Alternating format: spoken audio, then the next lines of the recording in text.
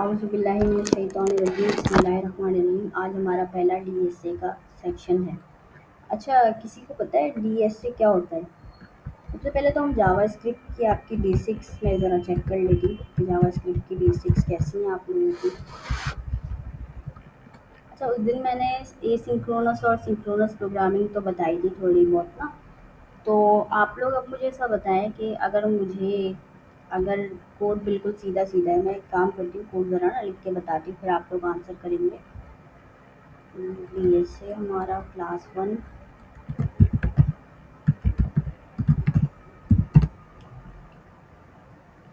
अच्छा, मैं आपको कुछ कोड लिख के बताऊँगी, फिर आप लोग मुझे बताना है कि ये कौन-सी है।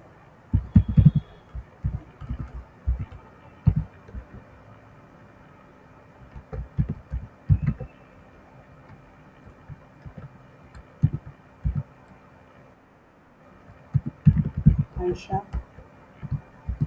अब मुझे बताएँ कि ये जो है, ये कौन-सी वाली है? ये सिंक्रोनस है, ये एसिंक्रोनस है? ये जो मैंने 2 लाइनें लिखी हैं, ये सिंक्रोनस है, एसिंक्रोनस है?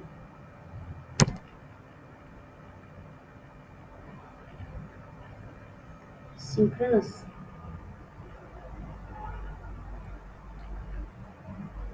2 लाइनें मैंने लिखी हैं, ये सिंक्रोनस है। अच्छा, तो ये कैसे चलेगी? कौन-सी लाइन पहले चलेगी?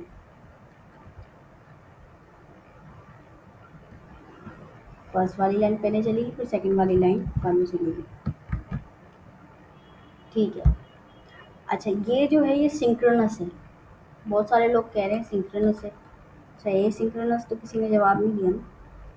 सिंक्रोनस ही है, ठीक है। ये है जावास्क्रिप्ट सिंक्रोनस। सिंक्रोनस का मतलब होता है कि लाइन बाय लाइन चलेगी। ठीक है, लाइन बाय लाइन चलेगी, इसको सिंक्रोनस कहा जाता है। अच्छा, अब एसिंक्रोनस की क्या मिसाल है? एसिंक्रोनस की मिसाल ऐसे हम दे सकते हैं कि सपोज़ करें कि आप एक जो है ना वो बेकरी में गए। ठीक है, एक बेकरी में गए। अब पहला ऑर्डर था किसी का, फॉर एग्ज़ाम्पल पेस्ट्री। ठीक है, पहला पेस्ट्री था किसी का ऑर्डर। मेरा ही लिख दूँ। पेस्ट्री मेरा ऑर्डर था। ठीक है, ये मेरा ऑर्डर पहले आ गया, पहले तैयार हो गया, तो पेस्ट्री मेरे पास आ गई। अब एक और कस्टमर है, उस कस्टमर का नाम है ज़ुलेखा। ठीक है, अब जो ज़ुलेखा है हमारे पास, तो ज़ुलेखा जो है वो उनका जो ऑर्डर है, उन्होंने फॉर एग्ज़ाम्पल बेकरी में आके ना। अच्छा, बेकरी में कौन-कौन सी चीज़ें होती हैं? किसी को पता है?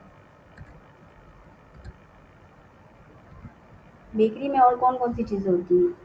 ये पेस्ट्री और मतलब किसी को पता है? हाँ, चले केक।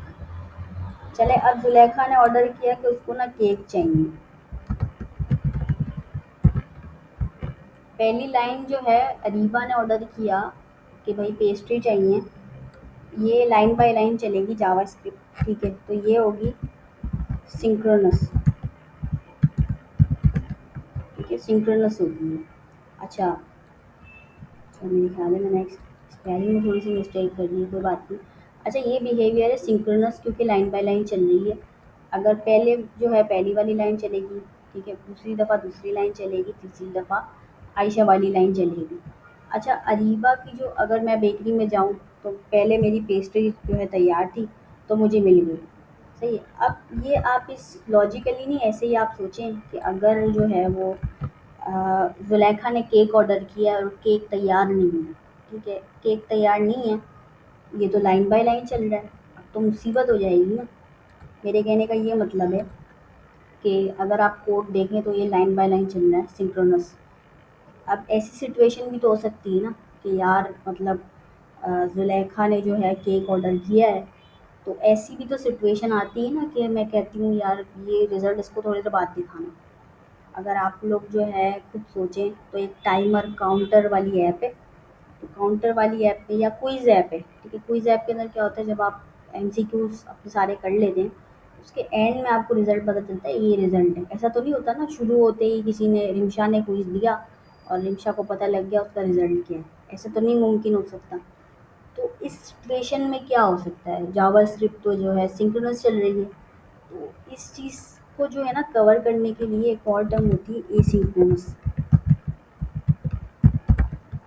एसिंक्रोनस एसिंक्रोनस का मतलब है कि यार जब जुलेखा का ऑर्डर तैयार हो तब उसका ऑर्डर आ जाए। अच्छा, एक हमारे पास एक फंक्शन है वो कहते हैं सेट टाइम आउट। अच्छा, सेट टाइम आउट के अंदर ना एरो फंक्शन हम बना सकते हैं। मैं ज़रा एरो फंक्शन बना लेती हूँ, ठीक है। अच्छा, सेट टाइम आउट में मैंने एक एरो फंक्शन बना दिया है। अच्छा, यहाँ पे ना मैं ज़रा टाइम भी दे देती हूँ। पहले मैं कोड कर लेती हूँ फिर मैं आपको बताती हूँ।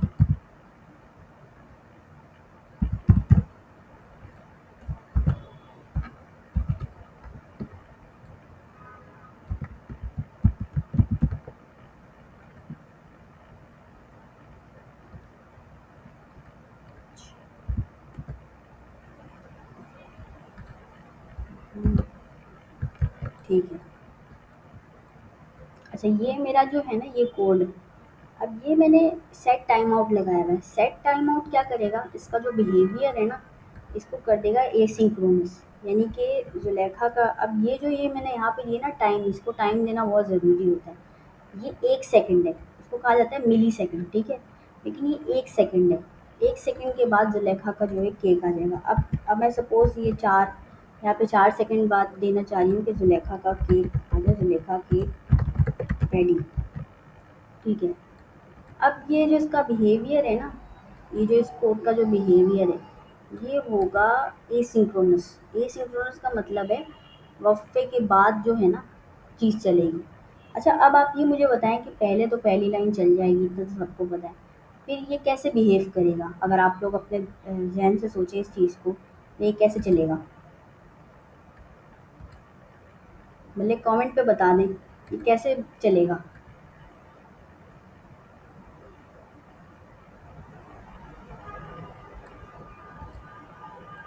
First third and then second. अच्छा, रिमशा कह रही है फर्स्ट थर्ड देन सेकंड, बाकी सब क्या कह रहे हैं।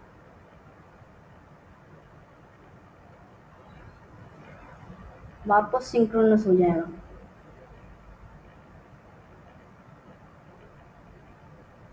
4 सेकंड बाद ये नज़र आना बंद हो जाएगा।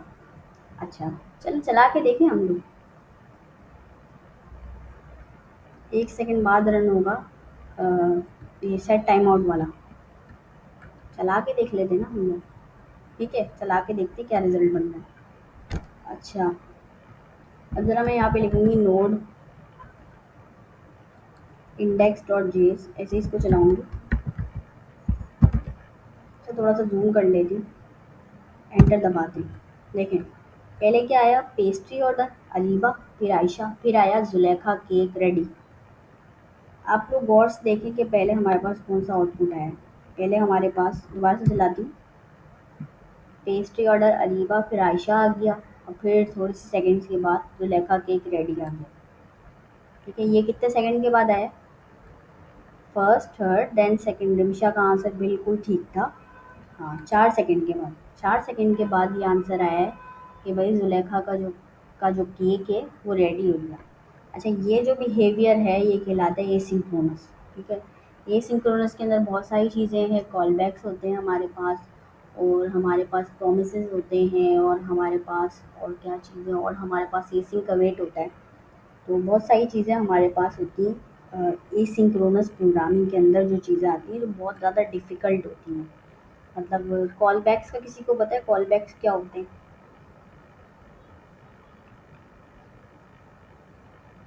कॉल बैक क्या करते हैं, कॉल बैक फंक्शन।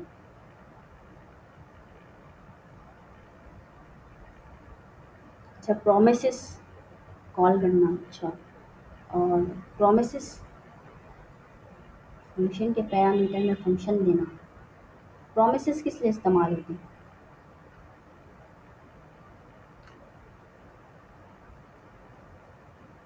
प्रोमिसेस का बताए किसी को, प्रोमिसेस क्यों होते हैं?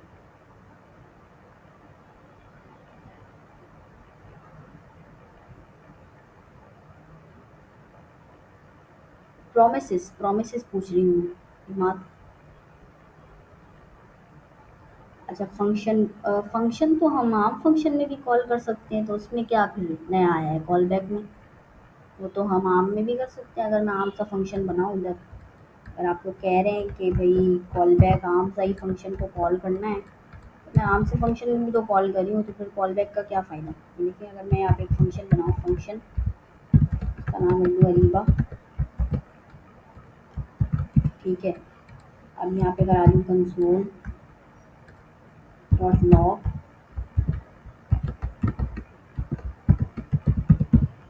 नीचे जाके इसको इन्वोक करा दूँ। इसमें क्या मतलब कुछ भी नहीं, ये तो सादा सा फंक्शन है आम सा। अब क्या है तो फिर कॉल बैक का क्या फ़ायदा? ये तो बिल्कुल सिंपल सा फंक्शन है।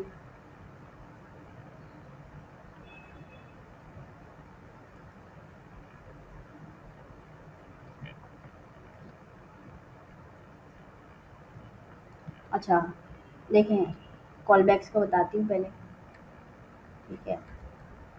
अच्छा ये जो चीज़ें हैं ना, ये हम आहिस्ता-आहिस्ता करके पढ़ेंगे। ऐसा नहीं कि एक दिन में ही मैं आपको सब कुछ पढ़ा दूँगी, ऐसा कुछ नहीं होगा। हम आहिस्ता-आहिस्ता करके डीएसए की तरफ जाएँगे। पहले जावास्क्रिप्ट स्ट्रॉन्ग करेंगे थोड़ी-सी। अच्छा जो लोग ये समझते हैं ना कि जावास्क्रिप्ट बहुत अच्छी है, ये वो मतलब कुछ लोग ऐसे होते हैं ना यार, समझते हैं जावास्क्रिप्ट सीखने का क्या फ़ायदा? हमारी तो जावास्क्रिप्ट पहले से ही बहुत अच्छी है ना? कुछ ऐसे लोग होते हैं ना। तो फिर अभी आप अपना मवाज़ना करें कि आपकी जावास्क्रिप्ट कैसी है, मतलब अगर देखा जाए तो ये है कि हमें थोड़ी बहुत जावास्क्रिप्ट हम करेंगे पहले, थोड़ी जावास्क्रिप्ट करेंगे, फिर हम डीएसए की तरफ आहिस्ता-आहिस्ता जाएँगे, बबल सॉर्ट और सारी चीज़ें आहिस्ता-आहिस्ता देखेंगे। पहले आपकी जावास्क्रिप्ट स्ट्रॉन्ग है या नहीं है, ये मुझे चेक करना पड़ेगा। अच्छा यहाँ पे बिल्कुल सिंपल फंक्शन मैंने कॉल किया हुआ था। तो अच्छा कॉल बैक क्या होता है? कॉल बैक का मतलब होता है कॉल बैक फंक्शन में, कॉल बैक फंक्शन वो फंक्शन होता है जो दूसरे फंक्शन को एज एन आर्ग्यूमेंट पास किया जाता है, उसको कहा जाता है call back function. Call back function वो फंक्शन होता है जो दूसरे फंक्शन को एज एन आर्ग्यूमेंट पास किया जाता है। अच्छा आप अगर सिंपल फंक्शन की बात करें ना, तो यहाँ पे आपके पास मैं आपको बता देती हूँ कि क्या-क्या चीज़ें, थोड़े-से बेसिक्स पे चलते हैं हम। फंक्शन अरीबा के बाद यहाँ पे ये जो राउंड ब्रैकेट है, इसको कहा जाता है पैरामीटर। ठीक है, बहुत सारे लोग इसको पैरामीटर आर्गुमेंट दोनों भी बोलते हैं, लेकिन जो है वो पैरामीटर, हम इसको अभी नाम दे देंगे, इसको पैरामीटर कहा जाता है, इसको आर्गुमेंट कहा जाता है। अच्छा यहाँ पे भी आप अपना आर्गुमेंट वैल्यू के साथ पास कर सकते हैं, ठीक है। जैसे मैं यहाँ पे लिख दूँ नेम, तो मैं यहाँ पे लिख दूँ स्ट्रिंग में वैल्यू दे दूँ अरीबा, ठीक है, ठीक है। अच्छा आप ऊपर भी पास कर सकते हैं और नीचे एज एन आर्ग्यूमेंट भी पास कर सकते हैं। अभी आप इतना सपोज कर लें कि ऊपर वाला जो है ना पैरामीटर, अच्छा कोई अगर इसको पैरामीटर आर्ग्यूमेंट दोनों बोले ना, तो आप घबराइएगा नहीं बिल्कुल भी, ठीक है। अच्छा ये ऊपर वाला सपोज कर ले पैरामी मतलब है ही पैरामीटर, नीचे वाला है आर्ग्यूमेंट, ठीक है। अब ये आपको पता चल गया नीचे। अच्छा इसको कहा जाता है, इसके अंदर जो पास करते हैं ना इसको आर्ग्यूमेंट कहा जाता है, और इसके अंदर जो वैल्यू पास करते हैं वो पैरामीटर में वैल्यू पास की, ऐसा कहा जाता है। लेकिन ये जो फंक्शन है ना, इसको मैंने कॉल किया हुआ है, तो ये कहलाता है फंक्शन कॉल करना, ठीक है। फंक्शन कॉल या इन्वोक, ये जो चीज़ है ना जो मैंने फंक्शन नीचे कॉल किया हुआ है, इसको कहा जाता है फंक्शन कॉल या फंक्शन इन्वोक। ये राउंड ब्रैकेट के अंदर जो वैल्यू दी जाती है उसको कहते हैं आर्ग्यूमेंट में वैल्यू पास करना। कॉल बैक फंक्शन क्या कहता है? कॉल बैक फंक्शन कहता है कि आप एक फंक्शन बनाएं, फिर दूसरे फंक्शन के अंदर ही जो है कॉल बैक को एज एन आर्ग्यूमेंट पास करें। अच्छा थोड़ा सा डिफ़िकल्ट भी है, अगर देखा जाए तो बिगिनर्स के लिए ख़ास तौर पे ना ये डिफ़िकल्ट है थोड़ा सा। तो ये है कि हाँ, आपने सही बताया, ठीक है। नहीं ये अगर मैं आपको दिखाती हूँ, मैं आपको दिखाती हूँ, भैया हसीबा आई, ठीक है। अच्छा थोड़ा बहुत आपको समझ आया कॉल बैक क्या होता है? मैंने सिर्फ़ एक ओवरव्यू दिया है कि एज एन आर्ग्यूमेंट पास किया जाता है। ठीक है, अभी हमने जो है इसको प्रैक्टिकल इम्प्लीमेंट नहीं किया। अच्छा, अब मुझे ये आप लोग बताएं, मैं क्या पूछ रही थी, मैं ये पूछ रही थी कि आप लोग मुझे ये बताएं, ये फंक्शन सिंपल सा है, ठीक है, इसमें आप कंसोल कराएंगे, मेमन आएगा, ठीक है, ये सारी चीज़ें आपको पता है। अच्छा, मैं ये कहना चाह रही थी कि यहाँ पे कॉल बैक फंक्शन है। कॉल बैक फंक्शन के बाद मैंने एक और चीज़ का तज़किरा किया, पहले हम टर्म्स देख लेते हैं, फिर मैं आपको बताती हूँ। प्रोमिसेस। अच्छा, प्रोमिसेस क्या चीज़ होती है, किसी को पता है? उर्दू में अगर आप देखना प्रोमिसेस तो क्या होते हैं, वादा होता है। एक वादा करता है बंदा, जो या तो रिजेक्ट होगा, या रिजॉल्व होगा, या पेंडिंग स्टेट में चला जाएगा। ठीक है, ये क्या है, ये सिंक्रोनस है, ये सिंक्रोनस प्रोग्रामिंग है। ये पूरी चल रही है सीरीज हमारी, क्या, एसिंक्रोनस प्रोग्रामिंग पे मुबनी है। ठीक है, सिंक्रोनस आपको समझ में आ गया, लाइन बाय लाइन चल रही है। एसिंक्रोनस प्रोग्रामिंग की तरफ हम जा रहे हैं, फिर इसके बाद हम डीएसए की तरफ जाएंगे आहिस्ता आहिस्ता करके। अच्छा, मैं क्या कह रही थी, मैं कहती हूँ प्रोमिसेस क्या होते हैं। प्रोमिसेस होता है एक वादा, कि या तो रिजेक्ट होगा, या रिजॉल्व होगा, या पेंडिंग स्टेज में चला जाएगा। ठीक है, जैसे मैं किसी से एक वादा कर लूँ कि जो है ना, कल मैं तुम्हें जो है वो 5,000 दूँगी। मैं किसी से वादा कर दूँ कि कल मैं 5,000 दूँ, और या तो मैं उसको दे दूँगी 5,000, ठीक है, रिज़ॉल्व कर दूँगी कि यार 5,000 दे दो, जान छुड़ा लो। लेकिन मैं जो है कभी पेंडिंग पे डाल दूँगी कि यार कभी मेरे पास होंगे ना तब जाके मैं दे दूँगी। और एक स्टेट होती है रिजेक्ट। इसका ये मतलब है कि मैं क्यों 5,000 दूँ, ये कौन है, मतलब ये क्यों 5,000 माँग रही है मुझसे। तो ये होती है रिजेक्ट स्टेट। ठीक है, कि आप एक वादा किसी से कर लें, लेकिन आप उसकी अब हर बंदे की सिचुएशन डिफरेंट होती है ना।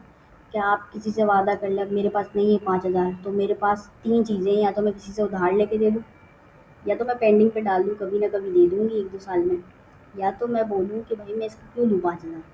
तो ये तीनों स्टेट हैं। अब ये तीनों स्टेट हमारे पास जो है ना पॉसिबल हो सकती है। अच्छा, इसके बाद मैंने एक और चीज़ आप लोगों को बताई, एसिंक अवेट। अच्छा, एसिंक जो है ना एक फंक्शन होता है, फंक्शन मतलब हम एसिंक फंक्शन बनाते हैं, उसके अंदर हमें अवेट देना ज़रूरी होता है। अच्छा, अवेट का मतलब होता है कि जब तक, अच्छा, एसिंक जो है ना, एसिंक फंक्शन, ये जो है ना प्रॉमिस रिटर्न करता है। मतलब यही वाले, इससे जान छुड़ाने के लिए ही इन चीज़ों से कॉल बैक आया, पहले पहले कॉल बैक आया, फिर प्रोमिस आया, उसके बाद एसिंक अवेट आया। एसिंक अवेट ने जो है ना वो प्रोमिस से जान छुड़ा दी। ठीक है, अच्छा, एसिंक अवेट में क्या है, एसिंक अवेट में है कि, अच्छा, मैं आपसे एक बात कहती हूँ, रिटर्न ये हमें प्रॉमिस ही करता है, ठीक है, लेकिन ये वेट भी करता है साथ साथ, कि भाई वेट करेगा। अच्छा, आप लोगों ने वो एनपीएम वाला पैकेज बनाया होगा, है ना, इंक्वायरर वाला, उसके अंदर भी हमारे पास अवेट था। ठीक है, अवेट का मतलब सबको पता है कि जब तक आपका आउटपुट नहीं है तब तक क्या करें, वेट करें, इंतज़ार फरमाएं। ठीक है, तब तक आप इंतज़ार करते रहें कि यार आउटपुट आएगा आएगा, सब ठीक, मतलब मेरी सिचुएशन के मुताबिक जब तक कोड नहीं चले तब तक वो रिज़ल्ट नहीं आना चाहिए। अच्छा, आप व्हाट्सएप पे लिख रहे हैं ना कुछ भी, यहाँ पे आप कुछ भी लिख रहे हैं, ऐसा नहीं हो सकता कि मैं जो है वो लिखे बगैर यहाँ पे आप एंटर दबाओ और मैसेज चला जाए। मुझे यहाँ पे लिखना ज़रूरी है कुछ भी। तो ये है अवेट, यानी कि इसके पीछे भी अवेट लगा हुआ है। अब ये मेरा वेट कर रहा है कि मैं कुछ लिखूँ, यानी यूज़र कुछ लिखेगा तब एंटर दबाएगा, तब जाके उसका जो है रिस्पॉन्स हमें दिखाई देगा। तो ये होता है एसिंक अवेट। ठीक है, एसिंक अवेट, जब आप एसिंक फंक्शन बनाते हैं तो आपको अवेट लगाना ज़रूरी होता है, वरना एसिंक फंक्शन नहीं चलता। ठीक है, अच्छा, तो ये छोटी सी हमारे पास टर्म थी तीनों के लिए। अच्छा, अब आप लोग ये बताएं कि आप लोगों को कॉलबैक्स, प्रोमिसेस और एसिंक अवेट आता है या नहीं आता। अच्छा, मैं थ्योरी पूछ रही हूँ, मैं अभी ये नहीं कह रही कि कोड आता है कि नहीं आता। जितना मैंने बताया इतना आपकी समझ में आया है। ठीक है, ज़बरदस्त। अच्छा देखें, डीएसए के लिए ना पहले हमें थोड़ी सी बेसिक्स देखनी पड़ती हैं, तो मैं थोड़ा सा बेसिक की तरफ पहले मूव कर जाती हूँ, फिर आपको ये बताती हूँ। अगर मुझे लगा कि और बेसिक की हमें नीड नहीं है तो फिर हम आगे चले जाएंगे कॉल बैक्स की तरफ, वरना फिर हम देखेंगे। अच्छा, वेरिएबल बनाते हैं पहले तो हम एक।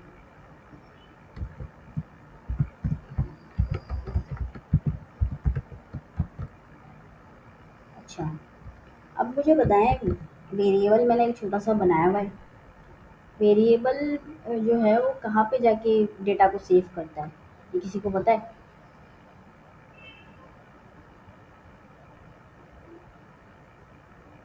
वेरिएबल मतलब कहाँ पे जाके स्टोर करता है किसी चीज़ को? मेमोरी में, ज़बरदस्त।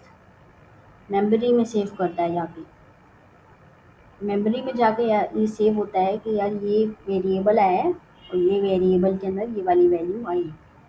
ठीक है, मेमोरी में सेव करता है जाके। अच्छा, ये कुछ लोगों को पता था, कुछ लोगों को नहीं पता था। अच्छा, कॉल बैक का कॉन्सेप्ट, अच्छा ये नहीं पता यूज़ किस लिए होते हैं। देखें, एसिंक्रोनस प्रोग्रामिंग के लिए ये तमाम चीज़ें यूज़ होती हैं। जब भी एसिंक्रोनस बिहेव करवाना होता है ना हमें, तब ये सारी चीज़ें यूज़ होती हैं, प्रोमिसेस, कॉल बैक्स और एसिंक अवेट। ठीक है, और सेट टाइम आउट भी कॉल बैक में ही आता है। तो ये तमाम चीज़ें जो है ना, ये इसलिए यूज़ होती हैं, एसिंक्रोनस बिहेवियर के लिए इस्तेमाल होती हैं। यानी कि ऐसी सिचुएशन हो कि जब मुझे डेटा थोड़ी देर बाद दिखाना है। अब ये प्रॉमिस में भी यही सिचुएशन है ना कि यार मैंने प्रॉमिस तो कर दिया, लेकिन अब मुझे पता नहीं है कि मैं किस स्टेट में हूँ। मेरे पास 5,000 है किसी को देने के लिए या नहीं है, या मैं बाद में इजी पैसा करवा लूँ। ठीक है, तो ये तमाम सिचुएशन में हमारे पास प्रॉमिसेस आती हैं।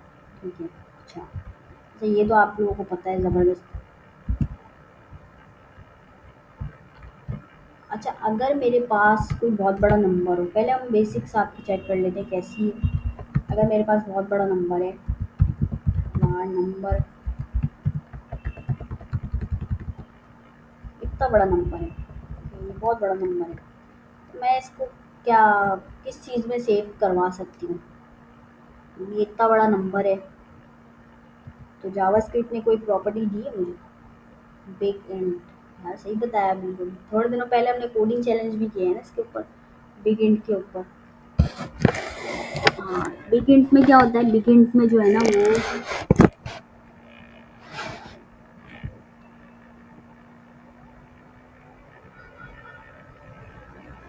बिग इंट में बहुत बड़ा इंटीजर आ रहा होता है। अगर आपकी बहुत बड़ी वैल्यू है ना, तो बहुत बड़ा इंटीजर आ रहा होता है उसके अंदर। अच्छा, बिग इंट क्यों इस्तेमाल किया जाता है, किसी को पता है?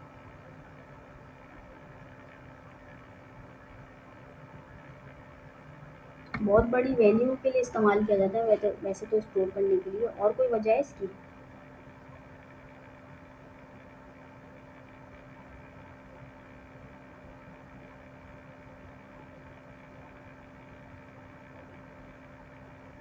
काउंटिंग ऑफ एरर से बचने के लिए बहुत सारे जवाब आए। जब भी कोई ना इंटीजर सेव होता है ना, तो वो हमारी मेमोरी में से कुछ ना कुछ स्पेस ले रहा होता है। अब वो 64 बिट का स्पेस ले रहा होता है पीछे, ये किसी को पता है? कि जब कोई वेरिएबल सेव हो रहा होता है, तो वो पीछे से कुछ ना कुछ मेमोरी के अंदर से 64 बिट ले रहा होता है। अब आप खुद सोचिए, इतना बड़ा नंबर है कि तो वो जो हमारी मेमोरी में सेव होगा, तो 64 बिट से ज़्यादा का स्पेस ले रहा होगा। इस वजह से बिग इंट इस्तेमाल किया जाता है।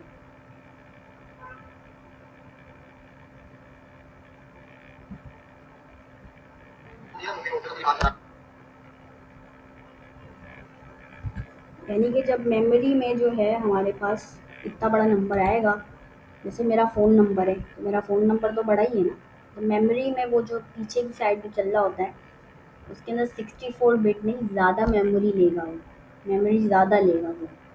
अगर मेरा नंबर है फ़ोन नंबर, तो वो काफ़ी बड़ा नंबर है। या अगर किसी के पास जो है वो बहुत सारे पैसे हैं, किसी के पास 10 लाख है, किसी के पास 20 लाख है, तो मेमोरी में क्या होता है, ज़्यादा स्पेसिंग ले रहा होता है। जितना बड़ा नंबर होता है उतनी ज़्यादा वो स्पेसिंग ले रहा होता है, तो वो 64 बिट से ज़्यादा स्पेसिंग लेता है नंबर।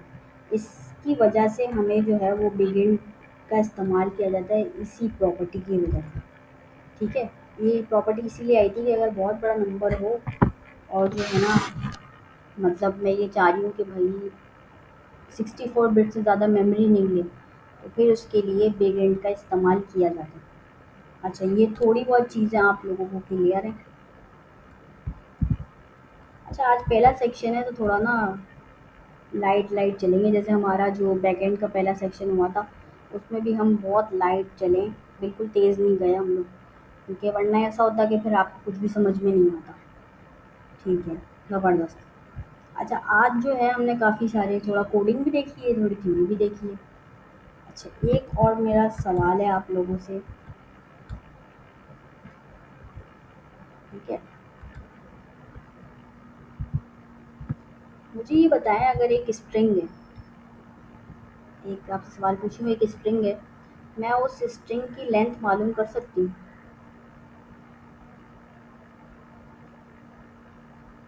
कर सकती हूँ मैं उसकी लेंथ, इंडेक्स मालूम कर सकती हूँ?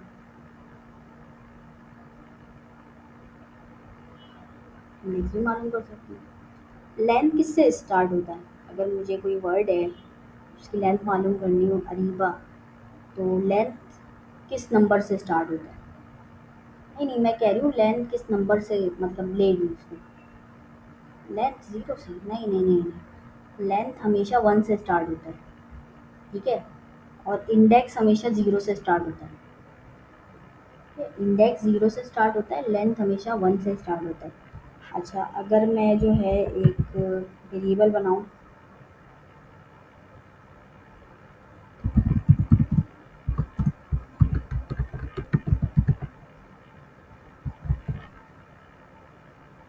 अच्छा ये मुझे आप बताएं कि ये वेरिएबल है, अगर मुझे इसकी लेंथ मालूम करनी है, तो ये जो ए होगा ना, ए जो मेरे पास अल्फ़ाबेट है ए, तो ए की लेंथ स्टार्ट होगी वन, फिर आर की होगी टू, फिर फिर आई की होगी थ्री, फिर बी की होगी फोर, और फिर ए की होगी फाइव। ठीक है, ये होता है लेंथ। लेकिन अगर मुझे इसकी जो है ना लेंथ नहीं, अगर मुझे इसका इंडेक्स मालूम करना है, तो इंडेक्स ज़ीरो से स्टार्ट होता है, यानी कि ज़ीरो, चलो मैं कमेंट कर देती हूँ, zero, one, two, three, four, ये होता है इंडेक्स। ठीक है, लेंथ हमेशा जो है वन से स्टार्ट होती है, इंडेक्स हमेशा ज़ीरो से स्टार्ट होता है। अच्छा, आज काफ़ी जो है ना हम बेसिक्स से चल रहे हैं, लेकिन आपकी मालूमात में बहुत इजाफा होगा, ये भी मुझे पता है। ठीक है। अच्छा, नीचे आती हूँ मैं ज़रा यहाँ पे। अच्छा, अब जो है हमारे पास एक एरे, ठीक है, और मेंबर्स, एक एरे है, एरे के अंदर हमारे पास बहुत सारे मेंबर्स हैं, करीबा,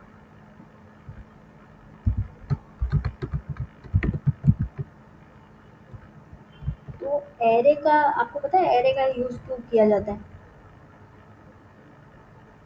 एरे का क्या यूज़ केस है, इसको क्यों यूज़ किया जाता है?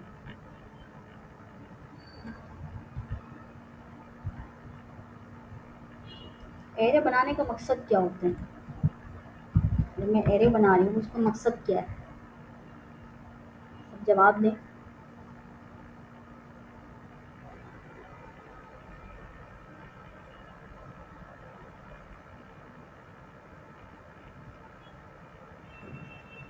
Yes, collection.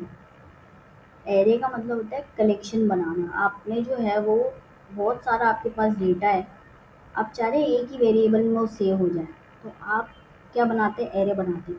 अच्छा, यहाँ पे अगर आप डेटा टाइप की बात करें, तो कौन सी डेटा टाइप लगी हुई है, तो मुझे बता सकते हैं? इस कोड के अंदर कौन सी डेटा टाइप है? इस कोड में जो एरे बनी है, कौन सी डेटा टाइप इस्तेमाल हुई है? स्ट्रिंग, स्ट्रिंग इस्तेमाल हुआ है। अच्छा, क्या मैं यहाँ पे एरे के अंदर नंबर, बूलियन, ये सब पास कर सकती हूँ या नहीं पास कर सकती? एरे में मल्टीपल डेटा टाइप पास हो सकती हैं या नहीं हो सकती? अच्छा, जैद कह रहे हैं नो, बाकी सब कह रहे हैं यस। चलिए करके देखते हैं। अच्छा, आयशा है यहाँ पे। ठीक है, यहाँ पे अनीबा की जगह मैं लिख देती हूँ मेमन, मेमन लिख देती हूँ। अच्छा, अच्छा, अगर मुझे यहाँ पे ये पास करना है कि कितने साल का एक्सपीरियंस है, अनडिफाइन क्या होता है? अगर मैं यहाँ पे एक वेरिएबल बनाऊँ, ठीक है,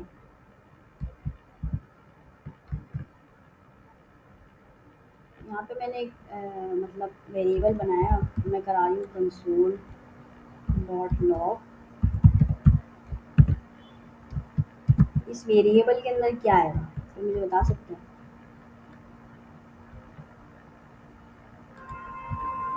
क्या आएगा? कुछ नहीं आएगा।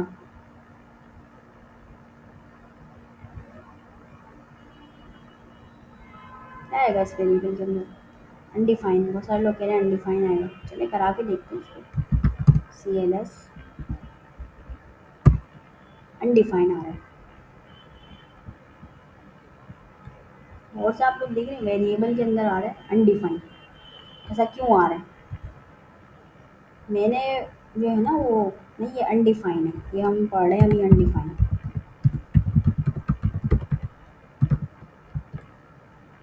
इसका ये मतलब है कि मैंने वेरिएबल तो बना लिया लेकिन इसकी वैल्यू डिक्लेयर नहीं करी। तो इसने क्या वैल्यू कर दी? इसने कर दी अनडिफाइन।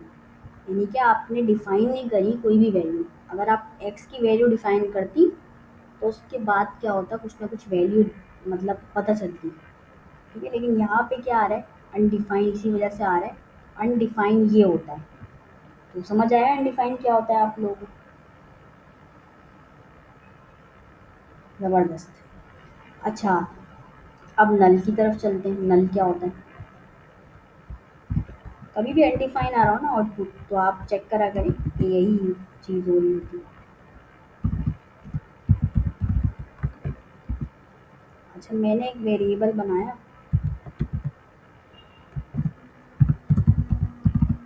ठीक है, मैंने एक वेरिएबल बनाया, यहाँ पे कंसोल करा दिया, कंसोल डॉट लॉग।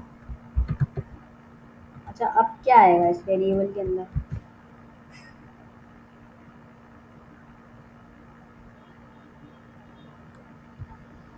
नल आएगा। ये लिखते हैं, गलत हो गया हमसे,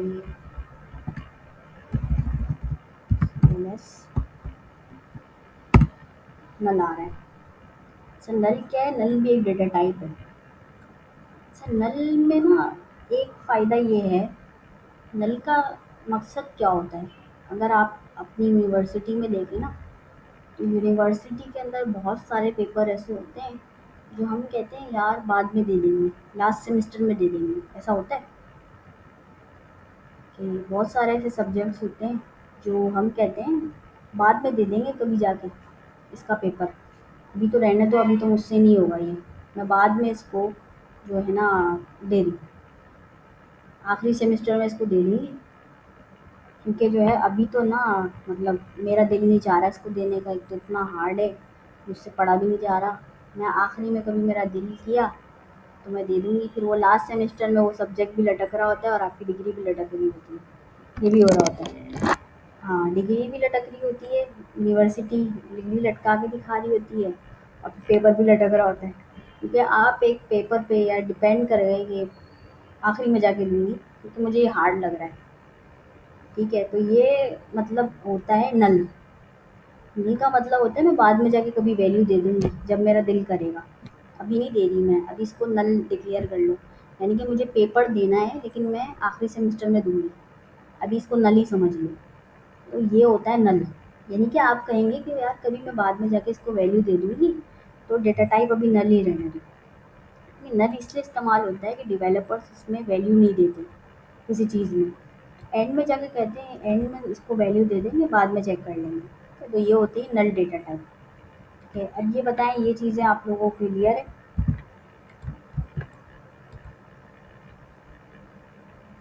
अच्छा, वैसे जो मतलब मैं कॉल बैक्स पे जाने वाली थी लेकिन मैंने पहले सोचा कि आप लोगों की थोड़ी बेसिक आज क्लास की जाए, उसके बाद हम थोड़े से एडवांस लेवल पे जाएंगे इंशाल्लाह। ठीक है। अच्छा, वैसे आज हमने काफ़ी सारी चीज़ें देख ली हैं।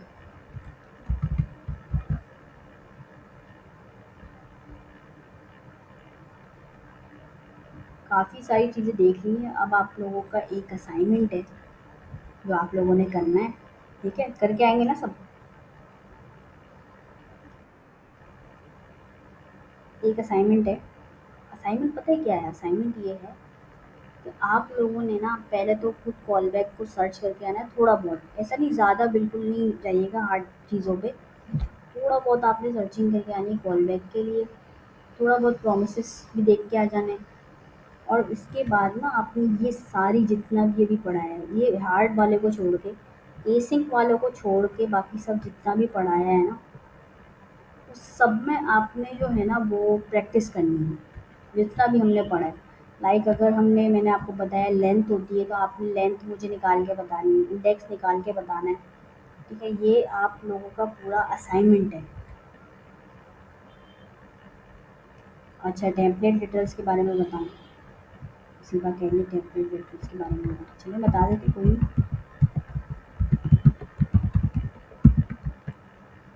ठीक है। अच्छा, कॉन्कैटिनेशन का किसी को कॉन्सेप्ट पता है? इतनी फरमाइश हुई है तो इस वजह से जो है ना वो, कॉन्कैटिनेशन का मतलब होता है, अगर आप उर्दू में देखें, कॉन्कैटिनेशन का मतलब होता है मिलाना, है ना? कॉन्कैटिनेट करना। अगर मैं यहाँ पे एक वेरिएबल बनाऊँ, वेरिएबल ए, अच्छा फर्स्ट नेम बना लेती हूँ।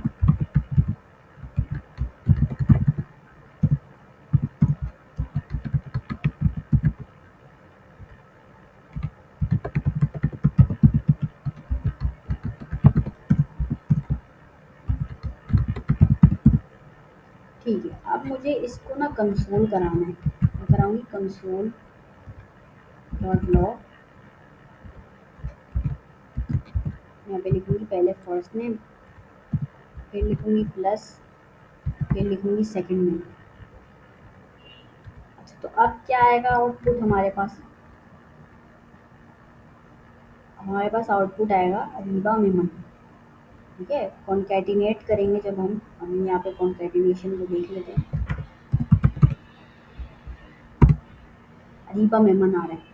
अच्छा, यहाँ पे ना स्पेसिंग देखें बिल्कुल भी नहीं आ रही। अगर मुझे स्पेसिंग लानी है इसके अंदर, मैं यहाँ पे गैप दे दूँगी। ठीक है, यहाँ पे मैंने थोड़ा सा गैप दे दिया, अब किया कंट्रोल एस। अब दोबारा से इसको चलाती हूँ, अब देखिए बीच में गैप आ गया। ठीक है, तो गैप भी आप दे सकते हैं। अच्छा, ये जो फीचर था ये था ES5 का। ठीक है, ES5 के अंदर आप ऐसे कॉन्कैटिनेट करते थे, यानी ऐसे मिलाते थे। ES5 ECMA script 5। ठीक है, उसका जो है ये कॉन्कैटिनेशन करने का ये वाला तरीका था। फिर एक्मा स्क्रिप्ट 6 आ गई, ES6, एसिंक प्रोग्रामिंग भी उसी में ही आई है तकरीबन ना। अच्छा, एक्मा स्क्रिप्ट 6 के अंदर एक कॉन्सेप्ट आया टेम्पलेट डिटेल्स। अच्छा, अब मैं बिल्कुल ना यही वाली चीज़ें को कॉपी करूँगी, यहाँ पे पेस्ट करूँगी, इसको करूँगी मैं। अच्छा, मुझे 1 मिनट दीजिए, मैं आती हूँ। ठीक है।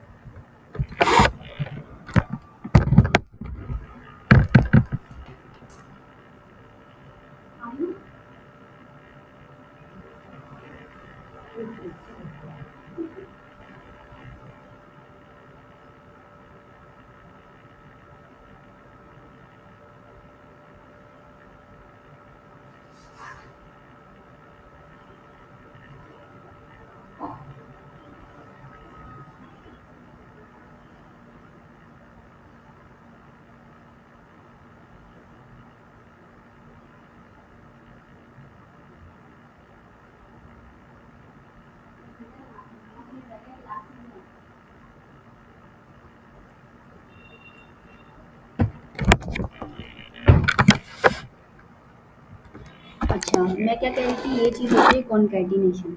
अच्छा, ES6 के अंदर नया तरीका आया था कॉन्कैटिनेट करने का। अब मैं क्या करूँगी, कंसोल डॉट लॉग। अब मैं लिखूँगी ना, तो मैं जो है ना वो लिखूँगी बैकटिक के अंदर। अच्छा, बैकटिक हमारा होता है टैब के ऊपर वाला बटन। ठीक है, उसको बैकटिक कहा जाता है। मैं बैकटिक लगाऊंगी पहले, फिर मैं लगाऊंगी डॉलर का साइन, और फिर मैं कर्ली ब्रैकेट लगाऊंगी। यहाँ पे मैं पास करूँगी फर्स्ट नेम, और फिर मैं दोबारा से डॉलर लगाऊंगी, कर्ली ब्रैकेट, यहाँ पे मैं पास करूँगी सेकंड में। ठीक है, मैं ज़रा आउटपुट आप लोगों को दिखाती हूँ। ठीक है, अरीबा मेमन यही आया है। ठीक है, तो ये इस चीज़ को, ये जो सिंटैक्स है जो हमने लिखा है, इसको कहा जाता है टेम्पलेट रिटर्न। यानी कि बैकटिक लगते हैं, डॉलर के साइन और कर्ली ब्रैकेट्स के अंदर जो वेरिएबल पास करना वो आप पास करते हैं, प्लस का साइन नहीं लगाते। ठीक है, कॉन्कैटिनेशन में क्या था, प्लस का साइन लगाना पड़ रहा था हमें। तो यहाँ पे क्या है, यहाँ पे ना आप जो है जो वेरिएबल आपको चाहिए आप डॉलर के और बैकटिक कर्ली ब्रैकेट्स के अंदर उसको लिखते हैं। ठीक है, यहाँ पे लोग गलती ये करते हैं कि यहाँ पे स्ट्रिंग लगा रहे होते हैं। यहाँ पे स्ट्रिंग नहीं लगता, ये एक अलग साइन होता है, इसको बैकटिक कहा जाता है। टैब के ऊपर एक छोटा सा बटन होता है। ठीक है, उसको बैकटिक कहा जाता है। तो ये होता है टेम्पलेट लिटर्स।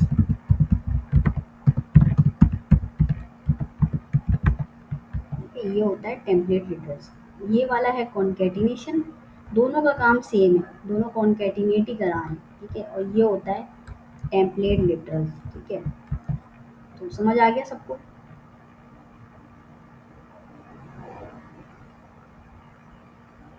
अच्छा जी, गुड है। अच्छा, आज का जो हमारा सेक्शन था वो काफ़ी दिलचस्प रहा है, और इसको मैं जितना मैंने पढ़ाया है वो आप लोगों को आई होप समझ आया होगा और मज़ा भी आई होगी। पहला सेक्शन था, इस वजह से थोड़ा सा ज़्यादा हार्ड नहीं रखा मैंने।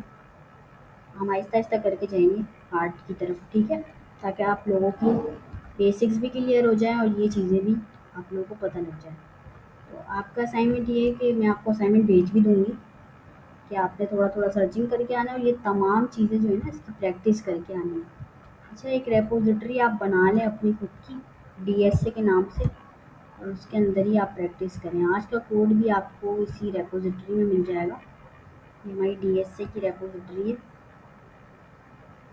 इसी के अंदर आपको जो है ना ये सारा कोड मिल जाएगा क्लास 1 का। ठीक है, और बैकएंड के लिए भी आपको बैकएंड के लिए रिपोजिटरी दी हुई है, उसी के अंदर आपको जो है ना कोड सारा मिल जाएगा। अच्छा, किसी का कोई सवाल तो नहीं है?